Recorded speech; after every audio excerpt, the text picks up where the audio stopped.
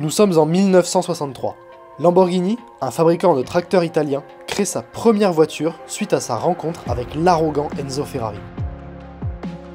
60 ans plus tard, Lamborghini s'est élevé au rang d'icône de l'automobile sportive, au travers de modèles mythiques jusqu'à la sulfureuse Aventador. Et si on remontait un peu le temps ?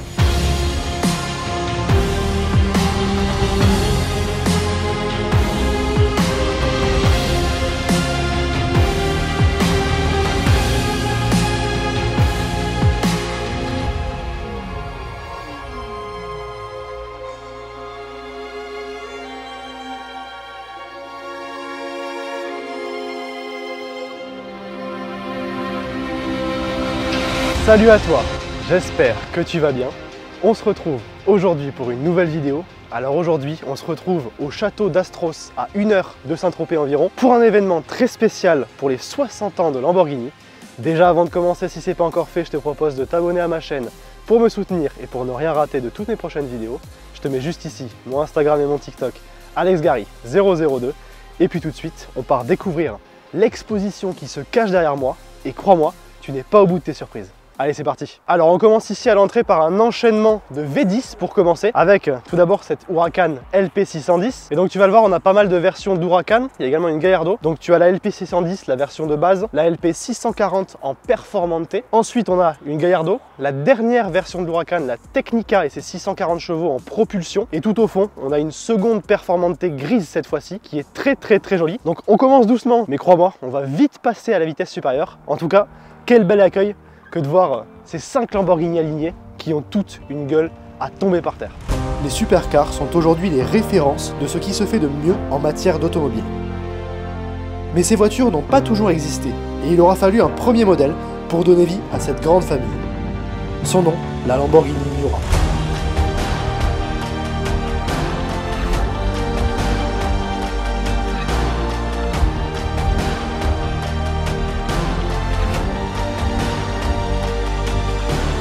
Allez, c'est parti, on passe aux choses sérieuses. On arrive ici sur cette Lamborghini Miura qui est considérée comme la première supercar, et c'est une Lamborghini. Donc c'est une Lamborghini avec un V12 placé à l'arrière, un V12 3,9 litres de 350 chevaux. Et celle-ci dans cette configuration verte est tout simplement superbe. Et en parlant de configuration verte, si on passe à côté,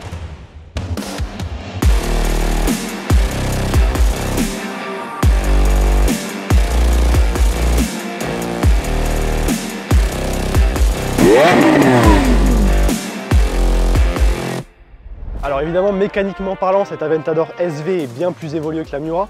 On est toujours sur un V12, mais cette fois-ci 6,5 litres de 750 chevaux. Mais évidemment, il y a 60 ans d'écart entre ces deux voitures-là, il y a une énorme évolution. C'est dingue de pouvoir voir ces deux légendes, deux époques très différentes de la même marque, réunies au même endroit. Bon, je suis obligé de passer un petit peu plus en revue le design de cette Miura, hein. Elle est quand même tellement rare. Donc une voiture extrêmement basse, même encore plus basse que l'Aventador, j'ai l'impression, avec à l'arrière toutes ces ailettes. Donc ça, c'est un design qu'on retrouve encore aujourd'hui. Tu as à l'intérieur du coup forcément une boîte manuelle, hein, l'époque oblige, avec ce volant qui est bien différent. Les sièges également sont bien différents, mais ce qui est amusant, c'est que l'appui-tête est directement intégré à la voiture et le siège, on dirait qu'il est collé au châssis. Et du coup, forcément, en comparaison à l'Aventador SV, il y a de grosses différences, hein. Comme tu le vois, on a ici un design bien plus énervé entre guillemets, avec ici 7 ailerons en carbone, la voiture est plus grosse, et ici on retrouve du coup toujours ce design avec les ailettes, toujours un V12 mais bien plus gros comme je te l'ai dit, et avec à l'arrière ces 4 sorties d'échappement qui font hurler son moteur. Et ce qu'on voit avec Lamborghini, c'est que peu importe l'époque, ils arrivent toujours à créer des designs qui sont dingues d'époque en époque. Nous sommes maintenant dans les années 70. Lamborghini doit sortir une nouvelle supercar pour affirmer son style et succéder à la Miura. Et c'est ainsi que naîtra l'une des Lamborghini les plus iconiques de tous les temps.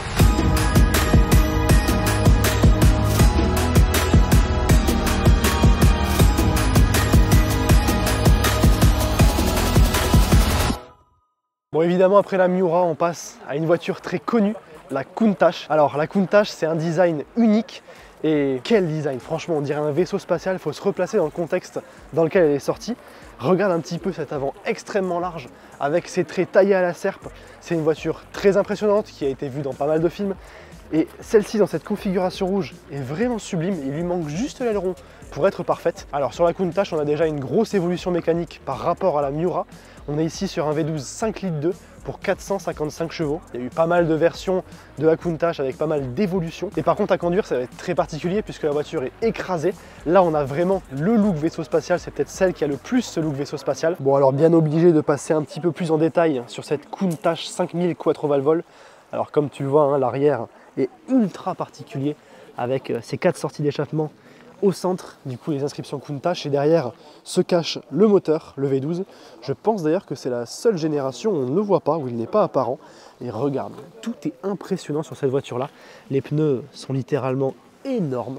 Elle est assez dingue en design, et c'est vrai que quand on compare même à l'Aventador, elle ne démérite pas, hein. C'est une voiture qui garde une aura, un charisme qui est très prononcé.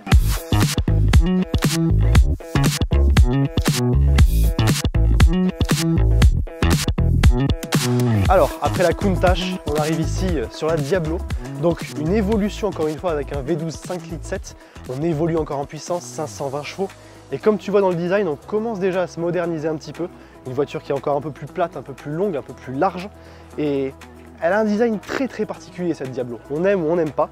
Et celle-ci en plus en version SV est très rare, avec des ajouts en carbone absolument partout et une sonorité dingue, mais surtout ce look encore une fois chez Lamborghini, tu le verras, c'est récurrent, ça fait partie de l'ADN de la marque, d'avoir toujours des designs qui sont uniques, avec des voitures qui ressemblent plus à des vaisseaux spatiaux, je pense qu'on dit, plus qu'à de l'automobile. Et c'est vrai que cette SV ne déroge pas à la règle, et dans cette configuration jaune, elle est vraiment impressionnante.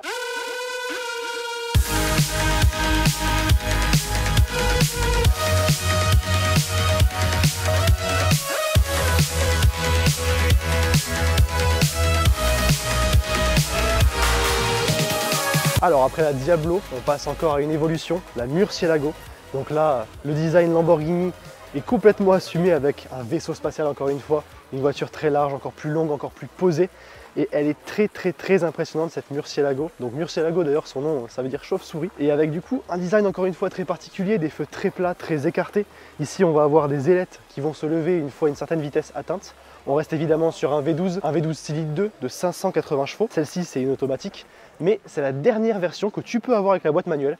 Et le chant du V12 avec cette boîte manuelle, la violence de chaque passage de vitesse, c'est assez exceptionnel. En tout cas, quel design sur cette Murcielago, en plus celle-ci dans une configuration grise très jolie. Et tu vas le voir, ce n'est pas la seule qui est ici. On a ici cette deuxième Murcielago, ce deuxième exemplaire, en jaune cette fois-ci, que tu vois maintenant de l'arrière. Donc tu vois un arrière qui est très particulier également, très massif, très large avec ses gros feux, l'énorme échappement au centre.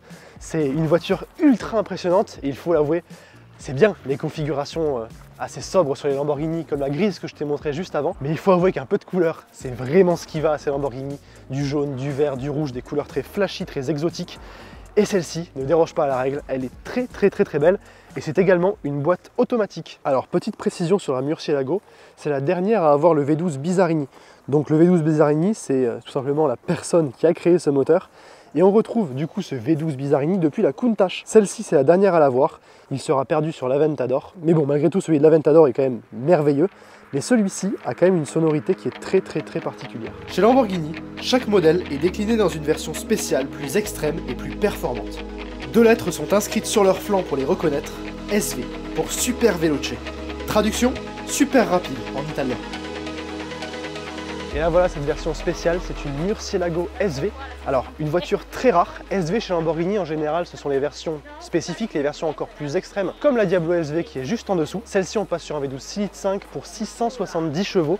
Et alors surtout en termes de rareté, c'est assez exceptionnel puisque c'est une voiture qui de base était prédestinée à être produite à 350 exemplaires. Finalement ils n'en ont vendu que 186 et il n'y en a que 2 en France. Donc une voiture très rare.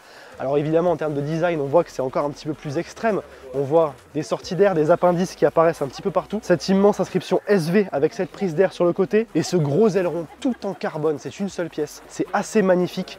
Évidemment on a toujours ce V12 qui hurle à l'arrière et d'ailleurs petite précision que je n'ai pas faite, presque toutes les Lamborghini que je vais te présenter sont en 4 roues motrices. Chez Lamborghini c'est un petit peu la politique de la marque, excepté quelques petites versions que tu verras.